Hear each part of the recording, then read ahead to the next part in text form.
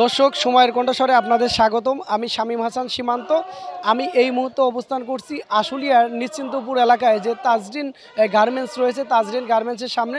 দর্শক আমি যদি একটু আপনাদেরকে জানিয়ে রাখি, এই তাজরিন গার্মেন্টস নিয়ে কিন্তু একটি ট্র্যাজেডি ঘটে, আর এই ট্র্যাজেডির পরেই কিন্তু এখানে ভয়াবহ রূপ ধারণ করে। আমি যদি দর্শক একটু দেখানোর চেষ্টা করি, এটি আমার পিছনে কিন্তু এই মুহূর্তে হাজার হাজার শ্রমিক এবং শ্রমিক সংগঠনের পক্ষ থেকে কিন্তু তাজরিন ফ্যাশনে অর্থাৎ শিল্পাঞ্চল আশুলিয়ায় তাজরিন গার্মেন্টস ট্র্যাজেডির এক যুগ পেরিয়ে গেলেও পুনর্বাসন ও ক্ষতিপূরণ না পাওয়ায় মানবেতর জীবনযাপন করছেন আহত ও নিহত শ্রমিক ও তার পরিবার। 2012 সালের 24শে নভেম্বর সন্ধ্যা 6টা 45 মিনিটে আশুলিয়ার নিশ্চিন্তপুরের তাজরিন ফ্যাশন কারখানায় জ্বলে ওঠে আগুনের লেলিহান শিখা। মুহূর্তের মধ্যেই সেই আগুনের লেলিহান শিখা ছড়িয়ে পড়ে ভবন জুড়ে। তখন কারখানার কাজ করছেন হাজারো শ্রমিক।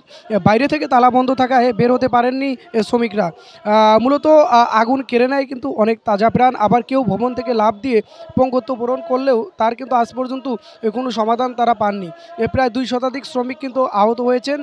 তাজরিন ফ্যাশনের যে অগ্নিকাণ্ডের ঘটনা ঘটে, সেই অগ্নিকাণ্ডে মূলত সোমবার সকালে অর্থাৎ আজ সকালে কিন্তু আশুলিয়া নিশ্চিন্তপুর যে তাজরিন গার্মেন্টস রয়েছে, সেই গার্মেন্টসের সামনে কিন্তু আমরা দেখেছি পরিবারবর্গ কিন্তু মূলত এখানে এসে নিহত শ্রমিকদের প্রতি শ্রদ্ধা নিবেদন করছেন এবং তাদের স্মরণে কিন্তু এখানে আমরা দেখেছি গতকাল সন্ধ্যায় কিন্তু মোমবাতি প্রজ্বলন করেছেন।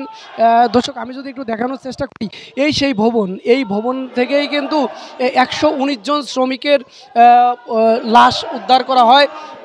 সবচেয়ে বেশি লাশ কিন্তু এখানে যে 2 তলা রয়েছে, এই 2 তলায় কিন্তু ছিল।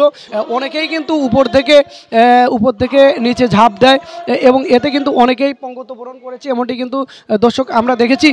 দর্শক আমি যদি আরেকটু দেখানোর চেষ্টা করি, ঠিক এই মুহূর্তে কিন্তু শ্রমিকদের পক্ষ থেকে কিন্তু অর্থাৎ শ্রমিক নেতাদের পক্ষ থেকে কিন্তু এই বিষয়ে নানান রকম আশ্বাস দেওয়া হচ্ছে, কিন্তু তারা জানাচ্ছিলেন যে তারা আশ্বাস দিলেও পরবর্তীতে কিন্তু সেটি কোনো কার্যকর হয় না, এমনটি কিন্তু তারা জানাচ্ছিলেন আমাদেরকে।